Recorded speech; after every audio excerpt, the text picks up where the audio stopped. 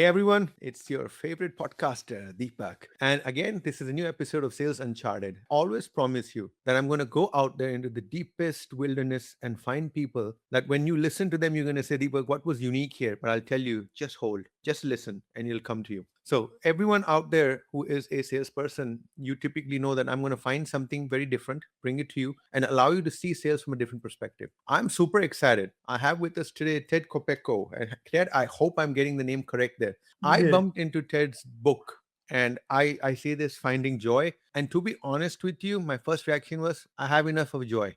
I don't need to look for more joy. And then he says something about journey of you. And then it hit me. Is this maybe joy an acronym for something? Maybe something else. Long story short, I actually opened up the book, and even though it's got large font, I must be honest with you, Ted, massive effort you put into this book, sir, to publish this, bring it out, right? It's different. It's very different. So I really wanted Ted to come on, talk to us, give us an insider's perspective. It's not about what I got out of the book. I really want to give Ted an opportunity to take the message in here and connect it back to salespeople and what we do in sales. Because I think, Ted, we bring a very unique problem to the table, right? But at the end of the day, if there's one thing I've learned is that you may bring problems in different shapes and sizes, but they typically fall into a couple of buckets. And I think, Ted, you can really shed some light on it for us. Ted, before I kick off, sir, who are you? What do you do? What has given you the right to come on my show and talk about finding joy? Sure. Well, first off, Deepak, I just want to tell you, it's an honor, literally an honor to be here and talk to you. Sorry for my voice. I think, like most of us, I'm suffering from a little bit of allergies out there. So my voice is a little bit strained. But at the same token, I just want to tell you how thrilled I am to be here and to talk about finding joy, journey of you. Just a little bit quickly about myself. By nature, I'm a salesperson. The world revolves around sales. And if anybody says it doesn't, they're not telling you the truth or they're not getting it. The world, everything revolves around sales. My background is I started life as a commercial architect. I went out, got my degrees and all the stuff. I was really young. I had a really strong mother, and she said, "You're never going to work for anybody except yourself." So after I graduated from college, I went, "Well, I can't disappoint mom." So I started Wow. my I started my business right out of college, hired an architect, a licensed architect, come and work for me. And I built that practice over 16, 17 years, up to about 20, 25 architects. What I found out was it wasn't about architecture, it was about sales. Hmm. And unbeknownst to me at the time, I didn't realize, but I put myself in the driver's seat of making sure that company was successful. The projects was just a byproduct of paying people so they could have a lifestyle. My job was to go sell the company and to sell our products and so forth and the services that we provided. We did a lot of healthcare work, a lot of shopping centers. We did some major projects across the nation, large and industrial projects. Anyway, I got burned out. Yes. And I went, I had enough of this, Mr. Wizard. Get me out of here. And I became a commercial broker where I buy, sell buildings, still heavily involved in sales and marketing. And everything that you do, if you're involved with a B2B company or just yourself, a P2P, person to person, whatever it is, you're involved in sales and your success is really dependent upon what finding joy, the journey of you talks about. Right. Finding joy, the journey of you, is what the subtitle of it is finding your purpose, value, and freedom. Most sales people, or if you're involved in sales, Yeah. you get involved in it without any instruction. There's nothing there. What is it, like 80 or 80% of salespeople don't even read one book. So what Is, happens is it's they that panic. bad? Oh my gosh, Ted. Yeah, yeah, I know it's bad. I mean, I do know, well, in my own experience with salespeople, is that when you're a novice, you yeah, read everything, but you read all the wrong stuff. You right. also then emulate all the wrong people because you assume that those who talk so fast like Deepak are the ones making all the bucks. The reality is 2:1 is a very key ratio in selling, right, Ted? You know that you got to Yeah, listen more than you talk. Then you become the professional. By the time you become a professional in sales, if you had a good few quarters, the guys put you on a pedestal. And the second you put on a pedestal, you start walking on water because now you know it all. So I yeah, always watch with immense awe just the body language of a salesperson, and I can tell you where he is on that curve. yep. Then Yep. you have the astute professional. And this is what I would say, Ted, the top 20%. This top 20% have mastered the art of 2:1. But more importantly, Ted, they happen to be very well read, Right. which validates the number you threw out just now. So I know everyone's fascinated by 80% of the salespeople don't read, but the reality Yeah. is that they think that they're so busy learning that they don't have time to read. But the reality Exactly. is that the guys who figure it out actually find the time to read. And that's how you maintain that top 20%. And you know the old game, right, Ted? 20% of the gang is going to make 80% of the number. Yeah. So Correct. I just had to say that too, because I don't want the audience to hear that 80% of salespeople don't read a book, because I think that's not the point you're making. What you're saying is that we recognize that. And I just had to jump in to kind of flip the ratio to explain Yeah. that my own experience of the 20% that make the numbers is they are actually well read. They Yeah. actually, and Ted, that's a very powerful point that I just wanted to re-emphasize. So back to you, sir. No, you're exactly right. Reading is probably the most successful element that anybody has that has gained success in their life. People we may read about and so forth. Yeah. Avid readers. The Avid. Elon Musks of the world are avid readers, and they're constantly reading. They're constantly bettering themselves. And Finding Joy talks about this quite a bit in one of the chapters. The outline of Finding Joy is really every chapter is a journey chapter. The very first chapter is on mindset. And in sales, mindset is everything. It's what we were programmed when we were young. And as it comes out later on in adult life, how much of our limiting beliefs there are. So I'm sure we'll kind of get involved in. Oh, you will now, because you just baited me on two things that just happened here, Ted. Let's try to connect some dots with you. Sure. Ted, we agree that salespeople at an early stage tend to read to learn, and they want to, as an example, scripts, right?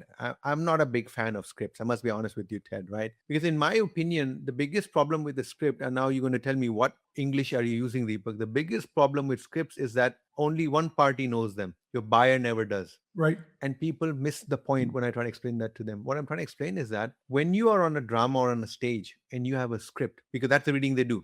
We just acknowledge that 20% of salespeople are reading, but 80% don't. They are reading according to them, but they're reading scripts because they think that rote memorization will get them somewhere. The challenge that I want to throw to you is as follows. So yes, there's some reading going on. It's around scripts. And the way that the guys do scripts is literally they do role plays. They literally have two people sitting across from each other on a stool and they talk to each other. And I go back to drama in high school. They Yep. used to tell me, Deepak, stand on the X. When you're on the X, the light falls perfectly. If you flub your line, don't worry. The other party knows your line anyway, knows where you're going, so they will step in and save you. Do not ever panic. Now people are trained thinking that scripts are awesome. They go in, they have read. I read my lines, I read my script, and then reality hits them. They walk in to talk about the sun rising from the east, and the customer tells them about a new moon phase, something that they're working on, which requires them to do stuff at 2 a.m. And now you're like the goldfish effect. You don't know what to say. And this is where the well-read guy will step in, because a well-read guy has a frame of reference. So Ted, question for you, sir. In sales, the guys read a lot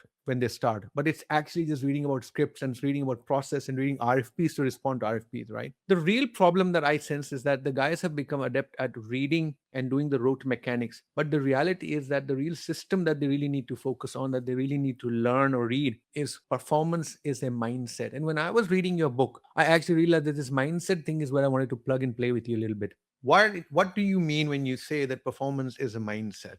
Sure. I want to take one step back further than Please that, do, sir. because the book goes into this quite a bit. Mhm. Carol DeWick, professor over at Stanford University, has done a lot of study on mindset.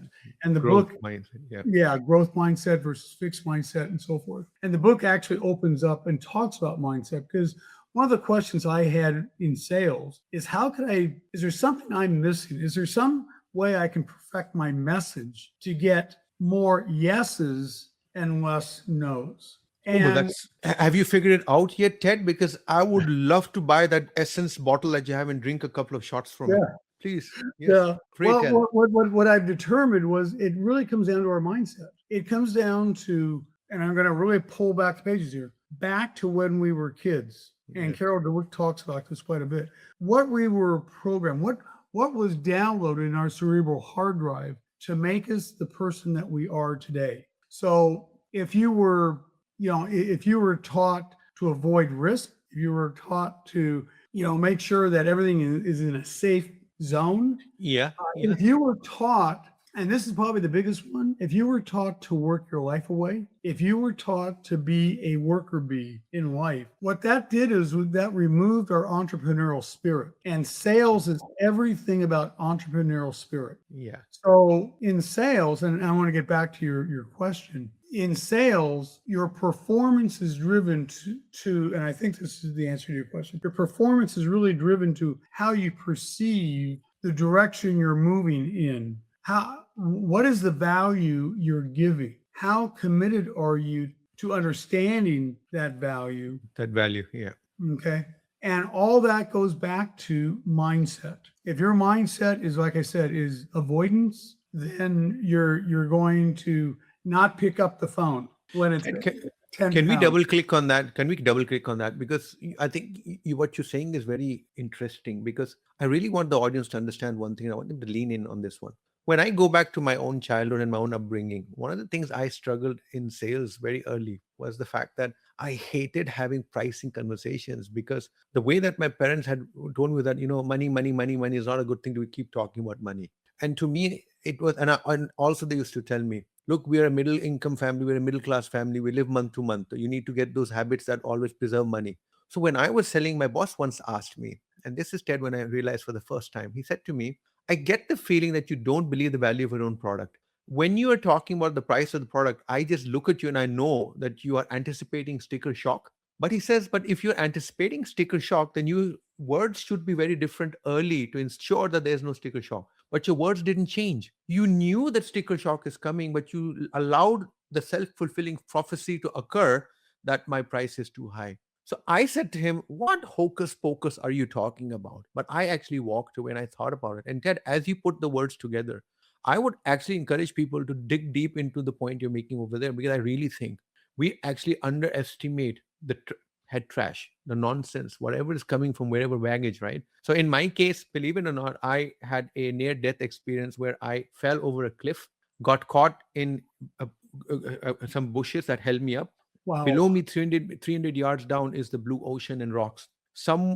My family then put belts and trousers together, and one guy came all the way down 50 feet or 50 yards, picked me up, and as he took me out, the bush fell in. To this day, sir, I do not swim. I stay away from water. Right. Only water I'll go is when I have like 5 or 6 friends around me. I'll just go into, and my wife says to me, "You're one of those weirdos who goes in up to his underwear but refuses to go into the water up to his chest," because it's just ingrained into me. Now, could I have learned swimming? I could have. I tried, but there was always something stopping me, and I don't want to get into a therapeutic discussion or some clinical analysis, but Ted, there's huge power in what we're talking about. But I have a question for you. Besides those elements that you mentioned about, right? And we talk about, let's take a real sales scenario. So I'm a seller and there's an event or something happening. How would you define, what behaviors define whether someone has a fixed mindset or a growth mindset in the moment? Yeah, it comes down to, well, probably you can tell it instantly by hesitation and Yes, avoidance, that makes sense. Yeah. right? And I kind of want to go back to one thing that you said, because it currently Yes. reminded me of one of my comments, and that is, if you know the value you are giving, whatever that product or service is, if you know that value, you actually trust in that value, and it will be greater than the fear that you would be experiencing. That you would be, yes, yes. So basically, it always comes down to that. What is the value I'm giving? Is it something I believe in? And can I go out there and let others know and not worry about the sale? Wait. You just opened another can of worms. Ted, this is absolutely insightful. My favorite mantras to anyone who is having a terrible time making quota and telling me that I have this sore over my head, I'm going to be put onto performance improvement plan, is I always tell them, Yeah. the first thing I want you to do is I want you to declutter the fact and just forget that you have to sell. If Right. you are at 82% and you're 18% away from quota, and you have a deal coming up, and if you're going to be fixated with that, then all you're doing at that point is selling. You're not going to be positioning, you're not going to be articulating value, you're not going to be serving. And a lot Right. of people don't get that point. But the point is simple. Look, you are always going to be under pressure in the sales function of the activity. It's your mindset that's going to determine what are you doing at that particular moment. And if your mindset is that hook, crook, I don't care, I got to get this number, otherwise I'm going to get fired, then I assure you your behavior will change. So when you just said what you just said, I realized that I found someone that actually acknowledges and understands that. Now, I am a rep. And Ted, I'm listening to you. And the first thing he's going to say is that, yeah, hold on, hold on. I've got all this upbringing issues. I get it. I'm always thinking about the sale. How can I shift my mindset? Give me some place to start from, Ted. How would you start that journey with someone about mindset and shifting it? Well, there's a physical side of what you're asking about, Oh, but wow. you also have the mental side of it, and the mental side is far easier.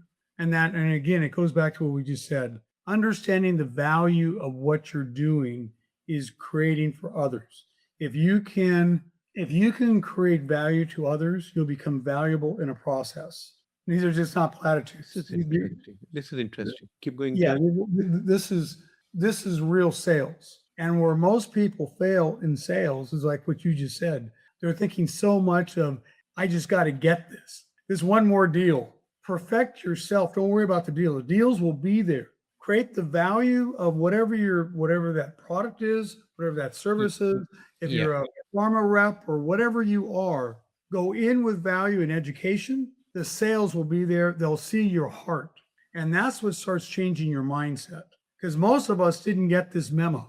Most of us Yeah. didn't get the Ah, memo that life is going to be sales, whether you like it or not. What yeah. you got the memo was go sit at a desk for the rest of your life.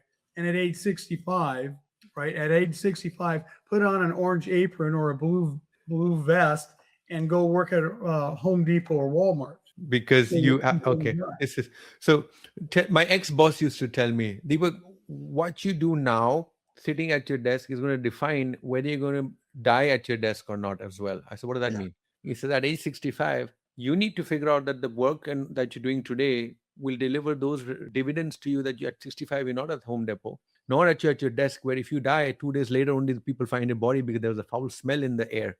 And I really did not understand that. But then I understood it when I saw my own parents' health deteriorate as they got older. And my dad actually told me, he was a medical doctor. He said to me, Deepak, I've made a lot of money in my life, saved it, but guess what? I want to spend it, but you know what? I don't have the ability to sit on a 16-hour flight to come to the US with you, to come visit you. Even if I come in first class, I just don't feel that. That's when you realize that, if you don't plan, don't do these things properly at old age, when you really have the money to spend it, your body gives up first.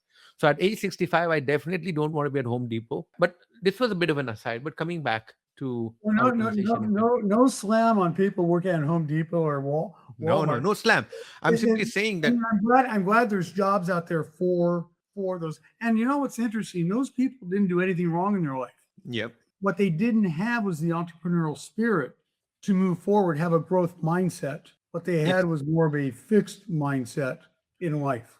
What is really interesting, Ted, and I think this is going to be an amazing digression for me for 1 second with you, right? When I look back at rockstar salespeople, and let me just keep the conversation at that level, then they kind of also know that the company they keep and the people they learn from is going to be very, very valuable for them. Yep. And one thing that I have always noticed when I talk to people is that they tell me that, you know what, I wasn't good at that decision. I wasn't good at that point in my career because I had no one that I could talk to, could give me the right advice. And one thing that I've learned, and I always tell people that I coach, is that, ladies and gentlemen, when you are at a particular point in your life, build networks, relationships, validate your thought process, know who you can go to when you're thinking about something. If you do that over the course of 30 years of your life, I assure you and I feel you will create a self-fulfilling prophecy, that flywheel effect of having the right people in your orbit. You are as good as the company you keep, typically spoken from a moral point of view, right? And Ted, I'm simply telling people the top salespeople tend to hang around with other top salespeople.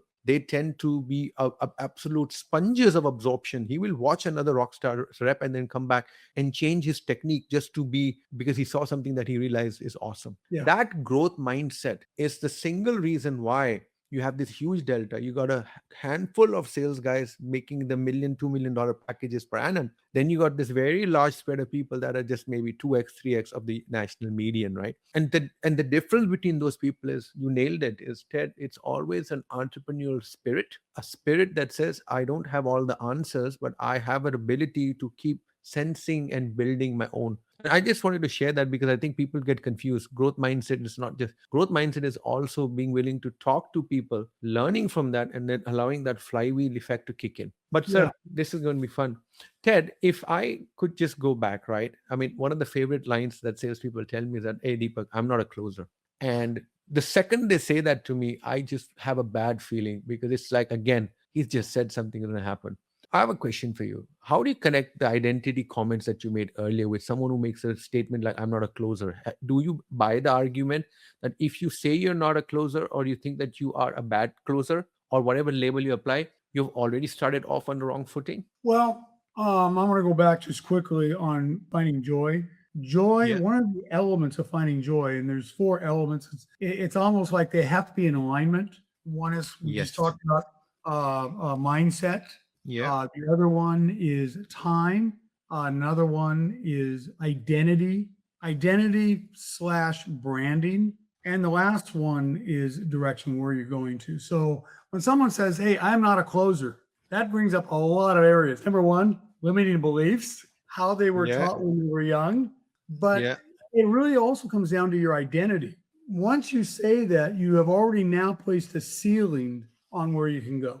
Your Ted. your your Yeah. identity, when you say I'm not a closer, I can't do this, or what, you are really reflecting what you feel inside, which means you may be wearing that blue vest in retirement.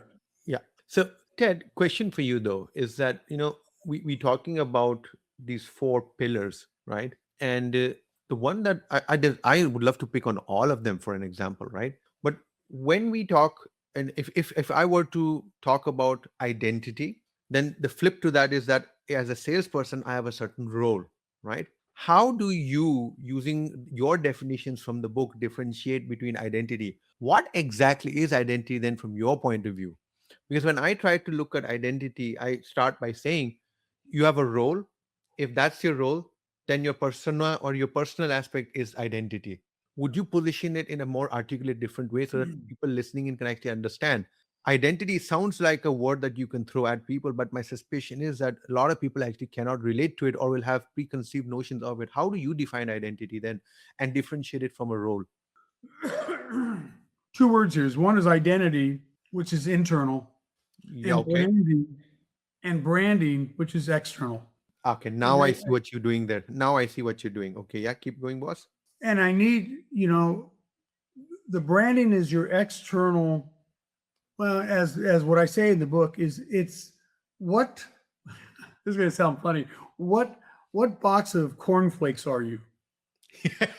Sorry, it sounds corny, but I get it. Yeah, hey, got it. Great pun. Oh Great man, pun. yeah, yeah, So what box of cornflakes are you?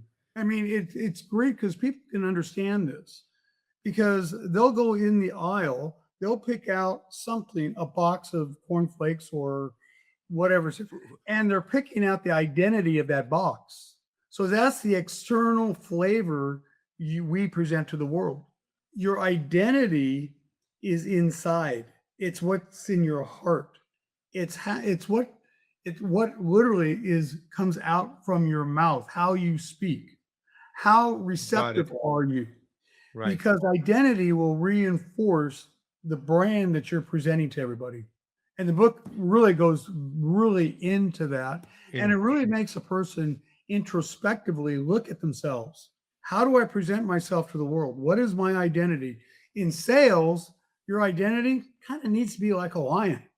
I think I'm getting the Your gist of it. your So your your your yes, avatar has to make fear run away. And fear that run and away. your Yes, identity is that voice, your internal voice that comes out and allows you more success in your life. Your branding allows you to open the door of life. It's who you are. It's it's how you carry yourself. And one of the things that you said, which is so important, and Jim Rome. famous Jim Rome has said this quite a bit, and that is you're the sum of the five people you associate with, Associate with, yes. Yes. right?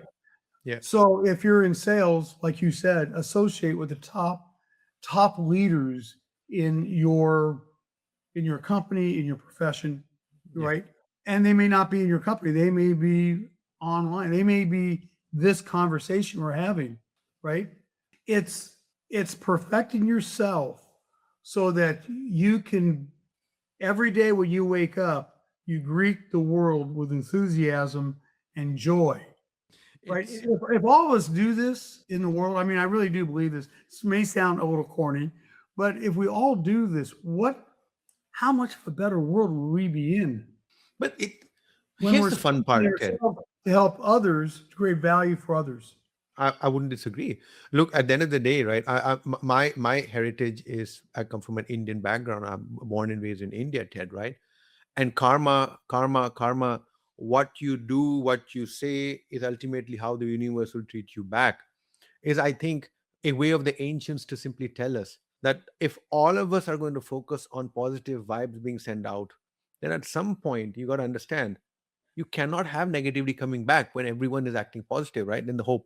And I think that's where the gaps are for all of us. Yeah. Something always goes wrong. We in theory it sounds great, but then why do we have conflict and so on? But as a operating model, I do believing in the basic goodness of man, believing that of course you will find people that are against you. As an example, I'm right now raising funding for a business idea, and Ted, I've had people putting time into my diary. They come on the calls and they tell me, if you pay me this, I'm going to get you four angel investors and they'll give you maybe $250,000 and blah blah blah. And all I ask is a simple question: can I see your face while we're chatting? I'm on business travel. And that's when I realized that, trust to me, that's a basic fundamental trust thing, right? If I am there exposing myself, I'd like to at least see your face so I know who I'm talking to and I can connect with you. But I'm going overboard. But selling is ultimately a trust engine, if you think about it, right, Ted? And when I was going through a book, I actually realized that the book seems to be talking about joy, but it's actually not talking about joy. It's talking about a bigger operating system and a better cadence. So I have a question for you. You touch upon time and time management, right? But you touch upon it in very non-traditional ways. Can you help me understand? I'm a seller. I have all this stuff going on. I have to allocate my effort and my energy. Where and how do you recommend you start that journey? How do I then think about time in a very different, unique way so that I get better results? What should I do? Being time sensitive. All of us have so much. I think probably you put this in perspective in each of our lives. Yeah. We all have so much time. When you And put it like that, I think I understand that. But keep going, boss, with that metaphor. yeah, Yeah, keep going. we only have so much time. So do we either in sales, I'm going to apply this to sales. So how do you spend that time? Most people spend their time being busy. Yes.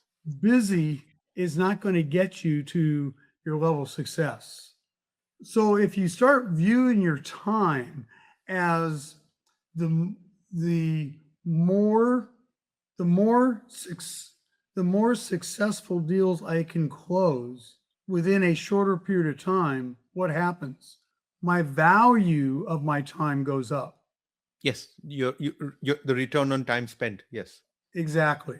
So if we're if you're talking about time, what tends to happen to most salespeople is they get busy on sharpening the pencils. They do everything. Wait. Unsharpening the pencils, you said. No, Can I assume that? sharpening, Oh, sharpening the sharpening. pencil. Yeah. Sharpening.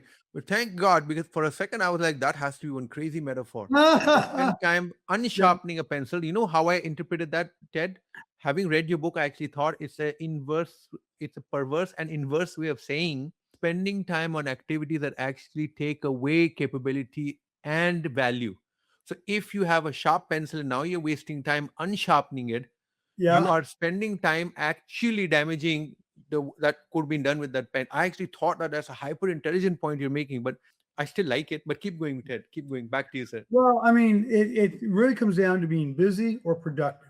Busy or And when productive. you're busy, you spend the same amount of time either being busy or being productive and creating a pipeline for yourself. So stop being busy in your business and start thinking about your follow-ups, your close, your call to You, action, I mean, all the physical pieces that sales do.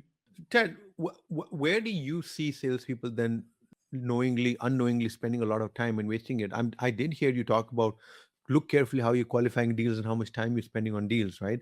And if you have a deal that has a very bad probability of closing, but you have two deals that have a high probability of closing, clearly you'll have to make a call where to invest. And I think it's just that sales nonsense, right? Let me work all three to death. And I think that's the problem with this entire thing. You need to some basic stuff. So how does one go about figuring out that we don't waste our highest value time? Is there like a formula for that?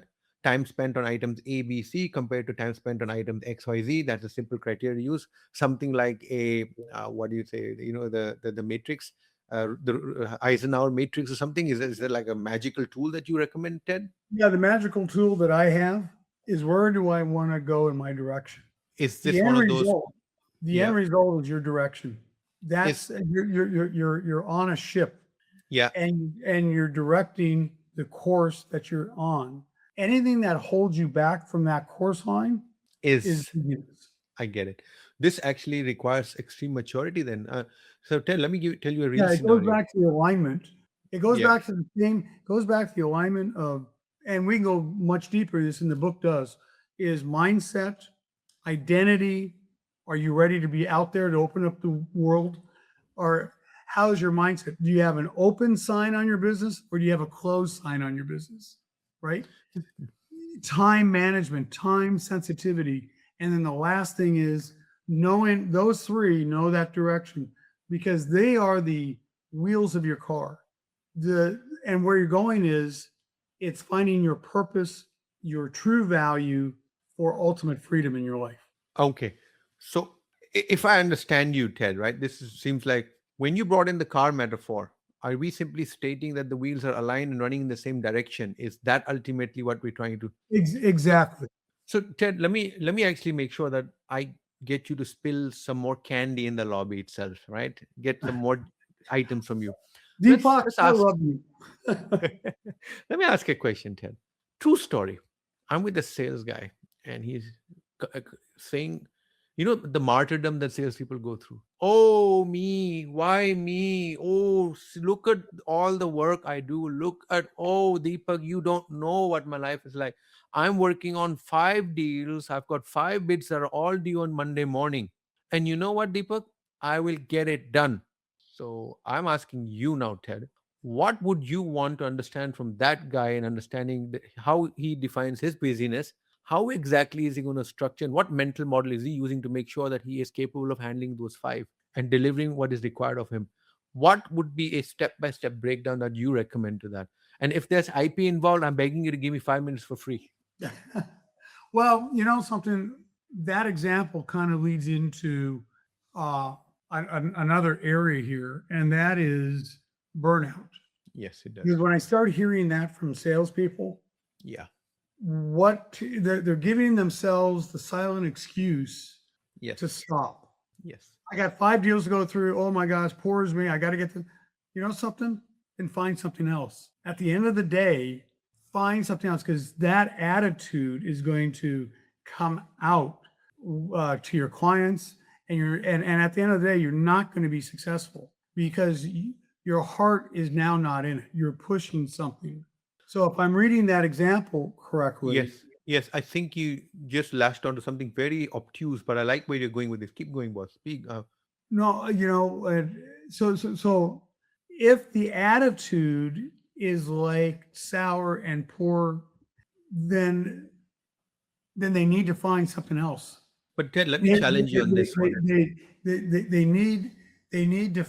There's something that's not aligned with So, mindset, time, identity, but or direction. can you help me with something though? Because I think I'm seeing something very interesting here. There's a light at the end of the tunnel. I'm praying it's not a train coming at me. So I'm going to seek your help on this one, sir. Ted, I gave you an example of this guy, Yeah, martyrdom, right? Pours me, yeah, pours me. Okay, got it. And I think you are saying, yes, he is pour me, pour me, pour me. But when we talk about burnout, one of the reasons why you have burnout is because you're always in this martyrdom mode where Right. your effort is being defined in terms of a whole world is against me, right? And if the whole world is against me, the way you're going to react to actions, activities, progress is most likely going to deliver some sort of dissatisfaction, which is nothing more than just a new way of looking at burnout, which has occurred. Because I've always said to people, if you are working in a structured, disciplined manner and you lose deals and you win deals in the right productive way, you technically cannot suffer from burnout because your objectives will give you the energy because you're delivering them in a very structured manner. Yeah. And now we're talking about a guy that has got all this emotional baggage. And most likely, the effort he's putting in is going to deliver substandard. And because he gets substandard outcomes, that has to deliver burnout because now you have no reason to sustain yourself. Yeah, burnout to me has always been something that occurs when you have pushed yourself so hard on outcomes that also are tenuous, and when you can't get the outcome to align with what output that happened, you will suffer burnout because now the body and the brain cannot reconcile what you just gone through. So Ted, if I were to follow that one through, sir, right, and we spoke about mindset, fear, identity, and time, right? What is the core idea that you brought with joy, right, in a sales career? Could you kind of like start connecting the dots for me, right? How does one differentiate that, hey, I'm grinding versus I'm actually operating with joy? Well, you have to look at your life in two ways: either you're Mhm. job led or you're joy led. But there's And no right or wrong, is there? no, there isn't. It's your Huh. choice. At the end of the It's day, interesting. it's your choice. It's not a criticism. I just choose to take my time I have on this earth Yeah. to try to be the a not just a good person, but a person that can bring value to others without worrying about the end result. Right. Because I Right. know the end result will be there. And that's where people do not have the faith in themselves to realize, To realize, okay, I see your right? angle. I see that So angle. Yeah. the difference between job led or joy led is one letter, and it's a world of difference in your life. I g- this is a very interesting approach of yours, Ted, because something just hit me. Can I hypothesize, therefore, that if I choose job led, then most likely I am grinding? Yeah, And I you're think right. that's the dots that I connected there. So Yeah, this is really cool because a lot of people think that they work and the work is making them grind. I think that it's the choice of whether it's joy led or job led. If it's job led, clearly it's grinding. So yeah, it's how? grinding. It feels heavy, and you're reacting. It's reactive. Joy, on the other hand, feels intentional, and it feels you're forward moving. And when you I have see. that, a positivity comes around you. So I'm you go with you. back to the example you gave. That person is grinding Right. versus with the mentality of being joy led. And again, for the audience, joy is not, hey, I'm just happy. This is what I'm doing. Joy is about your direction. That I know the value I'm giving to others, I will succeed at this, and my life, I'll define my purpose. I'll create greater value for myself and for others, and I'll find my freedom. You see, life was not meant to go work away. Life was not meant to be in monthly struggle every single month trying to pay the bills. Yes, we got to go through some of that stuff. But at the end of the day, you don't have to, that doesn't have to be your direction. That doesn't have to be the Yeah. island you're going to. Yeah. It's really I like that because I was just thinking of a farewell that we had gone for a sales exec, and he was on stage and he was retiring from sales at the old age of 42. He wanted to go to South Africa to the beach and buy himself a beach shack and just run it, which he does do today. Yeah. And I had a call with him to just see how things are going, and he's actually enjoying life. And while I was sitting trying to convince him to come on to Sales Uncharted, he had two beers in front of me while chatting with me, and I was discussing with him, how is selling changed and stuff like that, and he was just telling me it's the same basic principles, Deepak. At the end of the day, when I was in sales, and he used some language that I want to share with you, Ted. He just said something very profound. He said to me, Deepak, I just laugh when people keep getting confused. It's very simple. I survived 108 quarters. He said, and if you're measuring your time span in the function of sales as a count of quarters, then that is grinding. That is just grinding because you've just created. Now, systems, discipline will set you free. But when your metrics are to survive, lurch from quarter to quarter, and you measure your success by how many quarters that we meet our forecasts and stuff. He just said that when he retired and when he started looking at the metrics, he actually realized count of the deals where the customer got massive boost up, he said, was a metric that he had never considered. And he was just telling me that, as you coach new people coming onto the block, can you tell them not to measure their performance in terms of time, in terms of how many hours they spent, but measure it in terms of outcomes that matter? Did my customer achieve extreme success from this? Did my customer who had 3 projects that fail see his courage and his reputation get higher from the project that I delivered to him or the work we did for him? And as you were talking, Ted, I actually realized we have got this entire system set up of metrics and measurements that are so devoid of the realities of selling. It's funny. These are all what I call performance care tricks. I am 3x of my quota, I'm 5x of my quota because we've been told that, people respect what you inspect. Yes, that's true. But there's also this old theory people behave in certain ways to optimize the impact because you're measuring them with numbers. If numbers is only thing that matters, then of course the guy is going to be selling all the time because he knows that you got to bring in other criteria as well. But Ted, sir, let me then come back to you. So I'm a high performer, right? And I am making my number and I'm listening to Ted and I say to Ted, thanks for the BS, but mate, I'm doing very well. What would you say or do with an individual like that to actually showcase to them how misaligned they are, and that what they are considering as success is nothing more than just luck? Grinding has helped them till now, and things can change at any given time. What are the right ways of looking at this? Us, you look at where we're at today, in our society right now.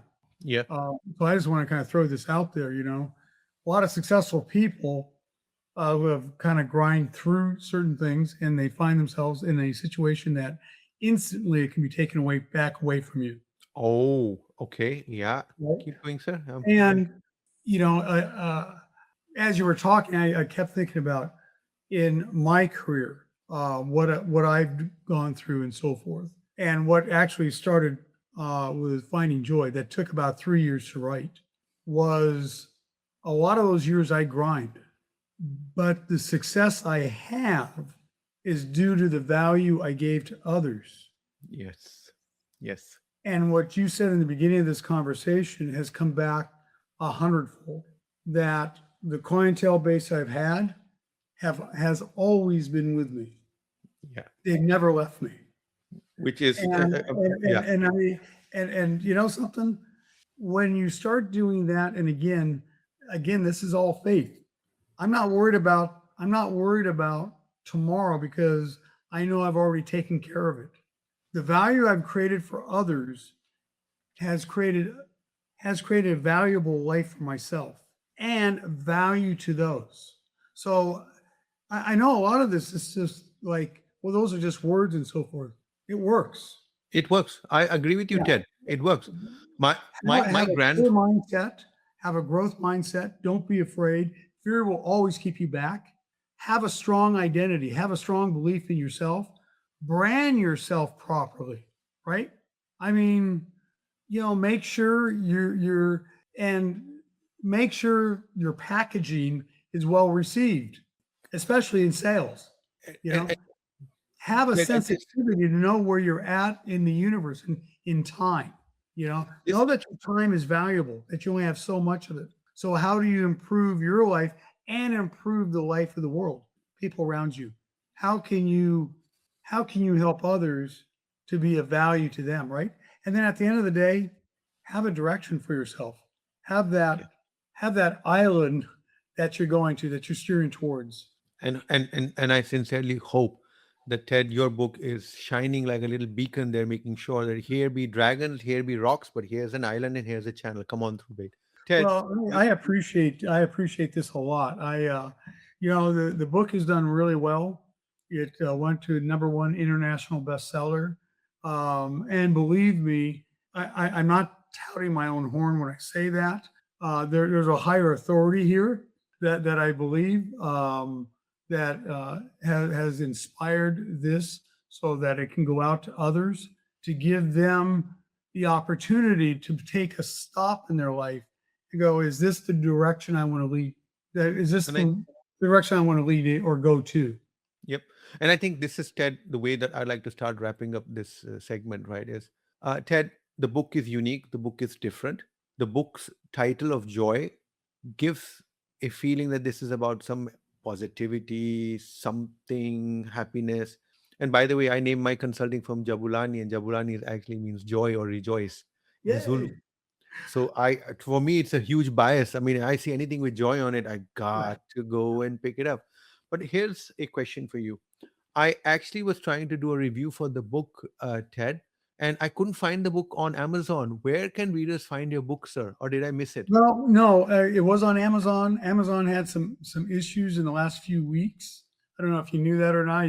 One day you couldn't even buy any books on Amazon and so forth. It'll be back on Amazon. It made we had a I oh my gosh, I humbling reviews on it. So that'll be back up and moving forward. You can get the book on any bookstore. Hmm. They'll look the book up.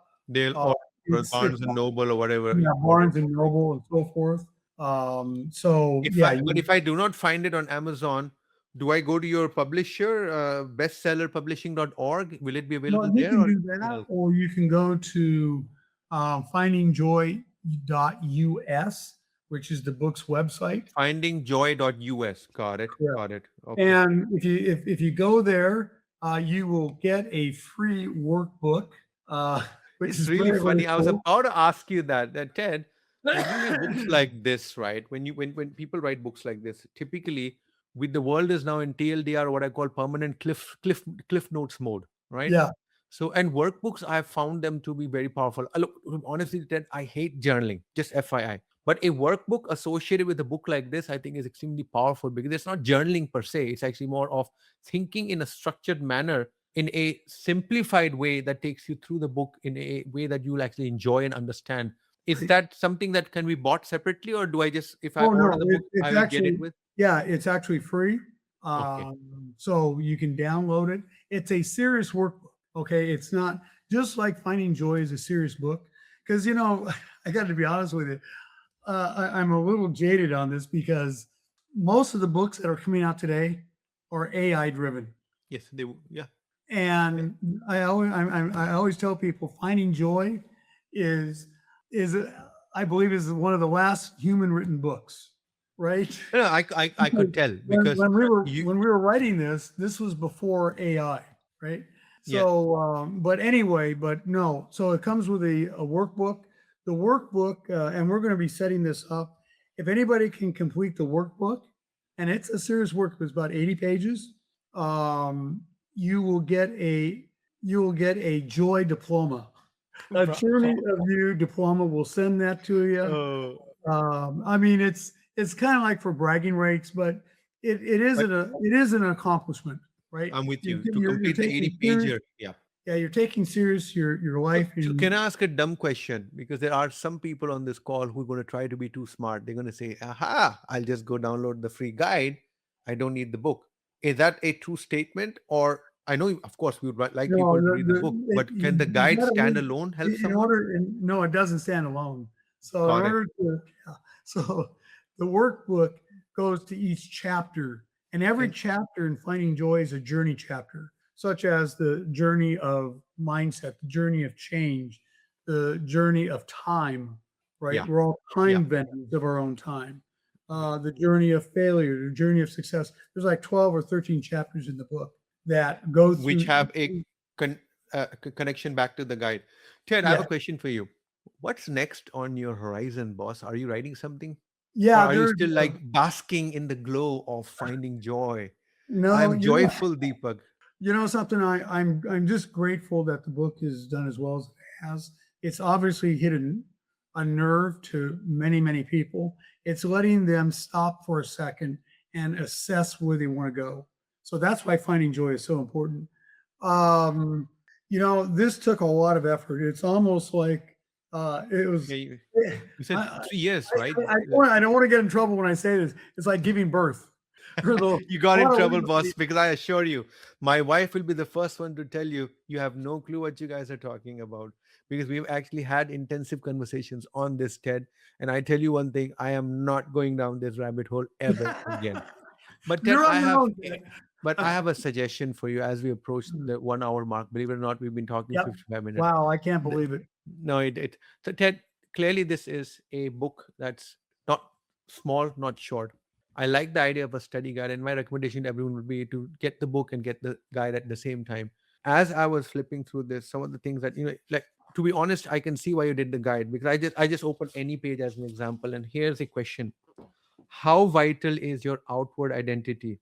And then you actually explain it holds supreme significance in the trajectory of your life. Full stop. The way I read is that I typically will have a pen or my finger, and I like to touch. I want to feel, then I connect with it. This book is one which is now going to be full of smudges, because as you flip, I get to the next page and there's a quote by Jeff Bezos: a Yeah. brand for a company is like a reputation for a person. You earn reputation by trying to do hard things well.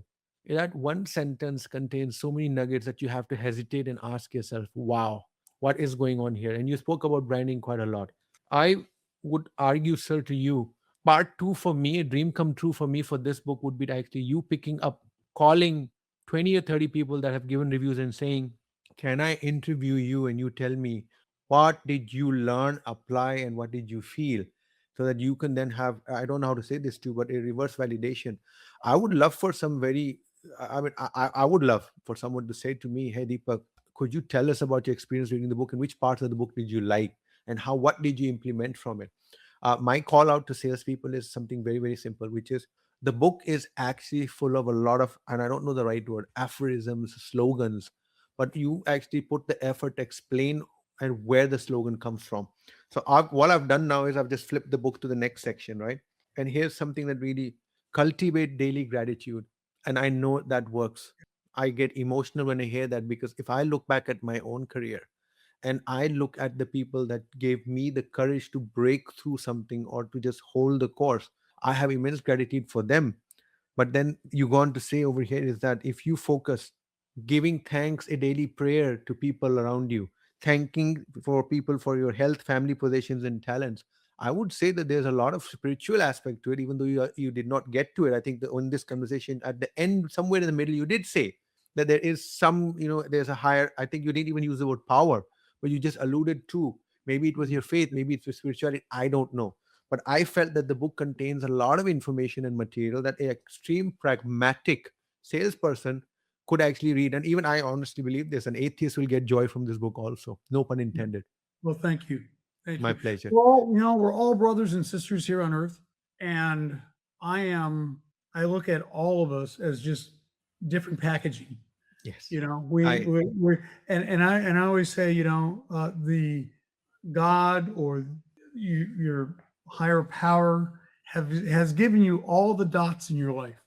No matter how you were born, where you were born, you were given all the dots in your life. We just need to be smart enough to connect them.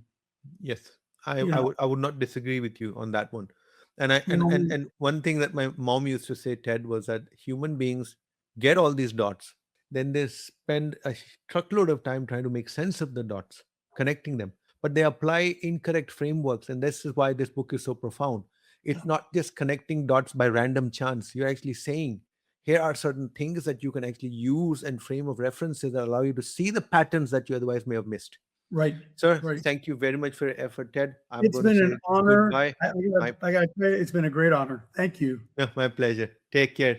Well, I, team, the book details I will put out. Would love to get Ted getting support from you guys. Everyone, thank you. Bye bye. thank you.